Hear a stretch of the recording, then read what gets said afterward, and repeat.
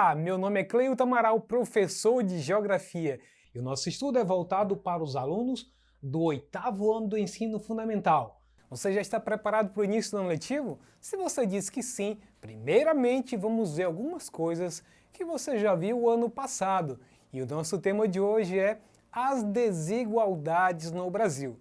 Mas primeiramente vamos ver um pouco sobre o conceito de desigualdade para depois a gente desenvolver sobre como acontecem essas desigualdades no Brasil. Vamos lá então? Olha só.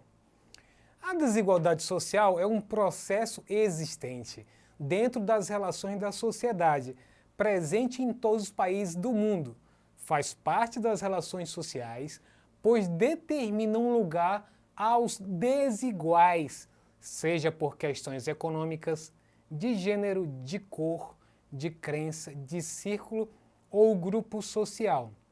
Em outras palavras, a desigualdade ela está presente em todo lugar. Você pode se perguntar, como assim, professor? Ela está presente na sua casa. O que você come, por exemplo, o que você bebe. Se você come carne de primeira, se você come carne de segunda, ou se nem tem carne para você comer, se você tem divisórias no seu quarto, ou na sua casa, melhor dizendo, ou se na sua casa nem divisões tem, ou, para tornar ainda mais extremo, ou você nem tem casa, você vive aí na casa dos outros, ou muitas pessoas vivem pelas ruas, moradores de rua.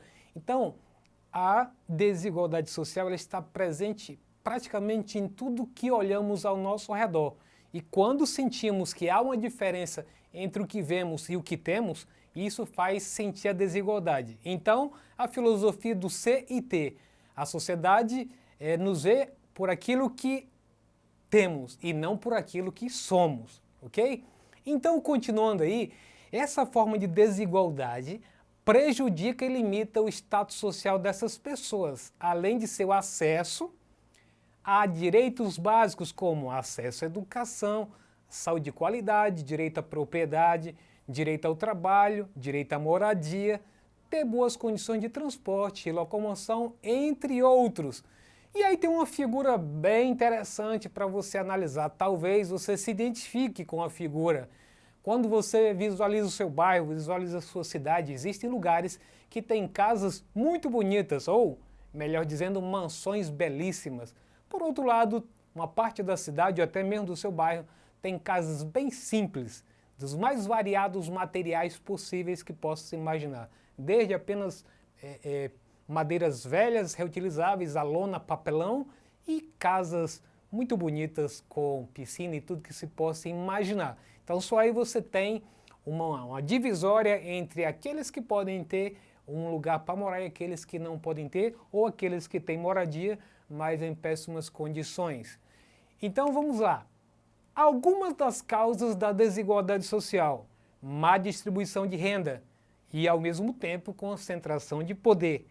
Má administração dos recursos, principalmente público, e aí a gente leva em consideração a questão da distribuição dos recursos públicos por região. Existem regiões que recebem muito e outras poucas, e a forma de utilização desses recursos às vezes são grandes elefantes brancos que não servem para nada, não têm uma utilidade prática para a população. A lógica de mercado do sistema capitalista: quanto mais lucros para as empresas e o dono de empresa, melhor. Ou seja, quanto mais lucro, melhor. E com isso o trabalhador ele é oprimido em função dessa relação daqueles que detêm os meios de produção. E aí a falta de investimentos nas áreas sociais, em cultura, em assistência à população mais carente, em saúde e educação. E o último item, falta de oportunidade de trabalho. Talvez esse seja o mais preocupante, porque por mais que a pessoa não tenha nível de instrução elevado, mas ela está sempre em busca de um trabalho. E nem sempre o trabalho está aberto para todas as camadas da população. Então, quanto mais baixo o nível de instrução, menos são as oportunidades para trabalhos com ganhos melhores. E aí temos uma questão que é preocupante: a perpetuação da desigualdade. As pessoas que são marginalizadas sofrem os maus efeitos da existência dessas bolhas sociais e econômicas, sem lhes ser concedidas oportunidade de vida, de estudo e de crescimento profissional da mesma maneira que outras pessoas. Nesse sentido, quem é de uma família pobre tem menos probabilidade de ter uma excelente educação e instrução. Assim, com baixo nível de escolaridade, terão destinado a si certos empregos sem grande prestígio social e com uma remuneração modesta, mantendo seu status social intacto.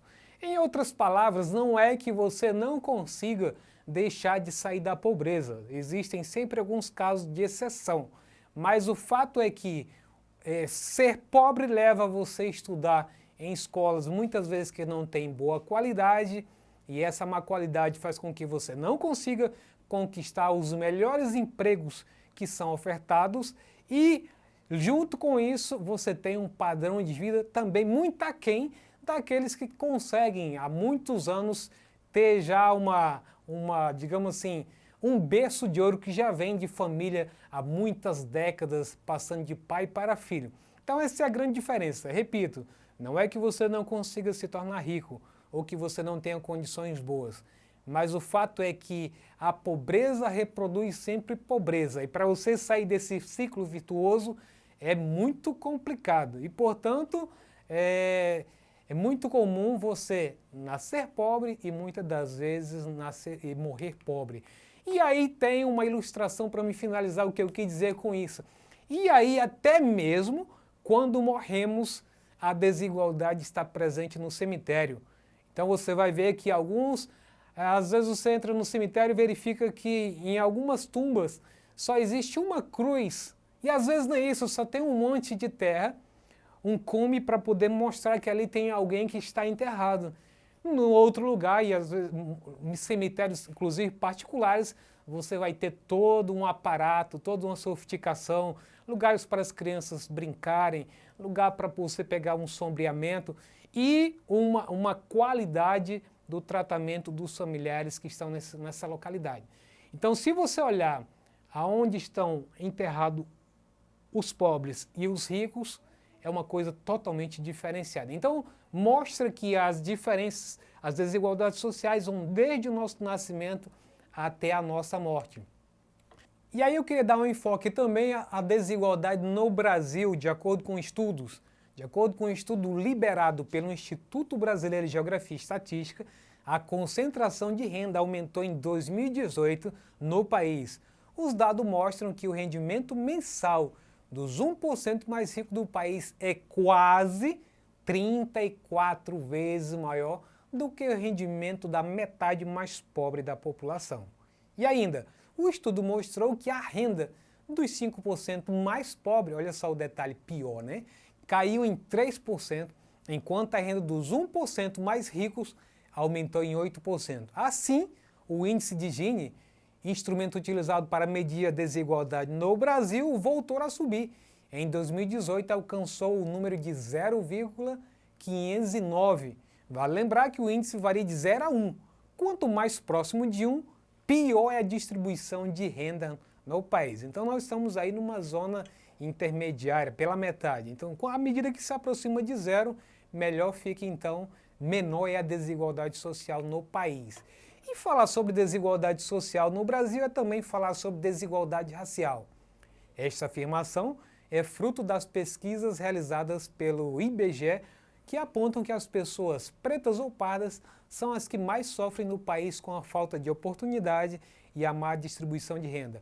Olha só esse quadro aí bem ilustrativo. O mercado de trabalho, cargos gerenciais. Em 2018, 68,6% eram ocupados por branco e 29,9% ocupados por pretos ou pardos.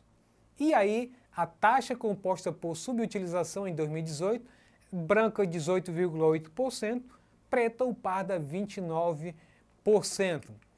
Se no mercado de trabalho a população preta ou parda ainda não ocupa uma posição de destaque, as pesquisas mostram que na educação essa realidade está se tornando outro rumo. Então olha só nesse nosso gráfico aí. Na rede pública, de vermelho, refere-se a brancos e outras, 49,7%. E os azuis, preto ou parda, 50,3%. Na rede privada, esse número de brancos e outros, 53,4%. E preto ou parda, 46,6%. Isso graças, claro, às cotas que foram estabelecidas no país, que faz com que uma história do Brasil que até então os pretos e negros não tinham acesso ao ensino superior de maneira igualitária, hoje essa realidade já está diferenciada e isso é o que mostram os dados que estamos vendo aí. E aí temos a extrema pobreza, um gráfico que mostra de 2018, o número de brasileiros vivendo em extrema pobreza, 13,5 milhões, ou seja, 4,5 milhões a mais que em 2018. Mas, com a crise gerada pela pandemia, vimos que na extrema pobreza serão 19,3 milhões de brasileiros. Então mostra que a extrema pobreza aumentou bastante no Brasil, infelizmente em função da pandemia. Vamos então ao nosso exercitando? Olha só, a respeito da distribuição das pessoas em situação de pobreza no país, assinale a alternativa correta. Letra A pobreza está concentrada exclusivamente em estados da região norte e nordeste do país. Letra B, nas regiões sul, sudeste e litoral brasileiro, a questão da pobreza já foi superada, pois não há mais número significativo de pessoas em situação de pobreza. Letra C, praticamente todos os municípios brasileiros, principalmente as periferias dos grandes centros metropolitanos, contam com pessoas abaixo da linha da pobreza. Letra D, a pobreza está concentrada em poucas cidades do país. Na maior parte dos municípios brasileiros, essa situação é inexistente. E letra E, a maior parte das pessoas em situação de pobreza é encontrada em pequenas cidades e propriedades rurais isoladas. E aí, você já fez sua escolha? Se você respondeu que a letra correta é a letra C, tá certo! Praticamente todos os municípios brasileiros, principalmente as periferias dos grandes centros metropolitanos, contam com pessoas abaixo da linha da pobreza. Então, se você quiser assistir esta aula ou qualquer outro componente curricular, basta você acessar a plataforma Eduque. Um abraço e até a próxima!